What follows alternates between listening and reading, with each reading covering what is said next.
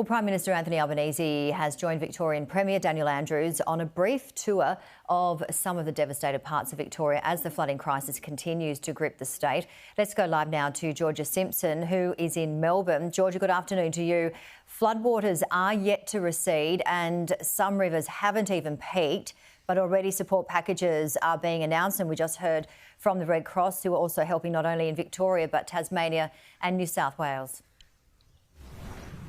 Yeah, that's exactly right, Janie. In Victoria, the federal and state government have announced that 250 beds will be available for displaced Victorians at the Mickleham Quarantine Facility. There, they'll be able to get 3 meals a day. There'll be support services available like counselling and Centrelink, and there'll also be transport options for those who don't have any to get there. This comes just 1 week after This comes 1 week after the federal government actually closed the facility as a COVID-19 quarantine hub. The Premier, Daniel Andrews, has indicated that should the need arise, more beds could become available. 250 is the initial, and there's a capacity to open another 250.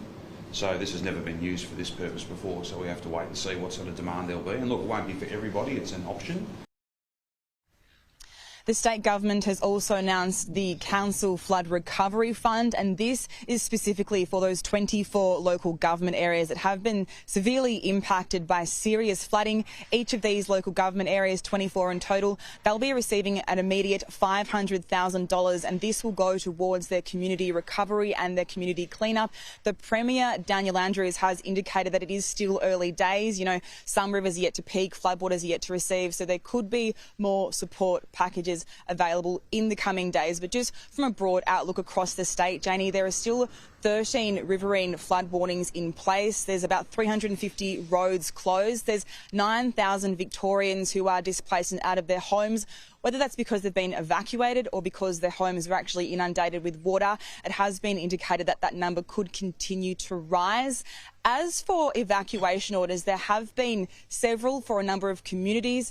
The Commissioner noted that overall people have been listening quite well, but he pointed out that in Shepparton there are still hundreds of people who, for whatever reason, chose not to evacuate, and it's now too late for them to leave. He is asking people to listen to these warnings.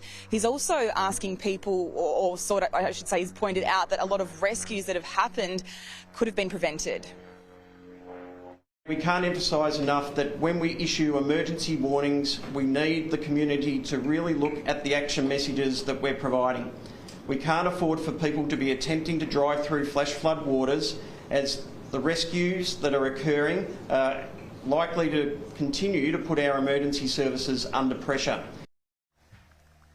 The messages that authorities and emergency services continue to drive home is that this is far from over. Flood waters are going to take some time to recede, and some rivers are yet to peak, and unfortunately it does look like there is rain forecast for next week.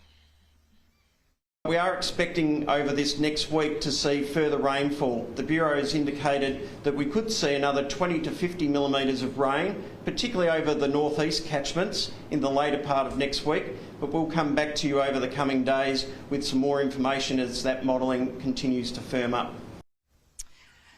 Janie, I'm in the Melbourne suburb of Maribyrnong. This area was really hit hard on Friday by flooding, and as you can see, there's quite a lot of debris, a lot of people's homes that were inundated by water. There's a huge clean-up ahead, but, you know, some locals have expressed anger at the flood wall that was built around the Flemington Race Course. They believe that it could have exacerbated the flooding. The Premier, Daniel Andrews, today confirmed that Melbourne Water would be investigating this flood wall. Yes, I can confirm that Melbourne Water will conduct a thorough review of this flood event and any impact that wall had on this flood event. They'll do that work at arm's length from the government, and they'll report progress. Janie, it's also worth noting that right before I came live to you, a volunteer came up to me. She doesn't live here, her home hasn't been impacted, but she's out here helping her community. She said she was disappointed to note that there really wasn't a lot of council representation here on the ground today, and she does hope that that changes in the coming days.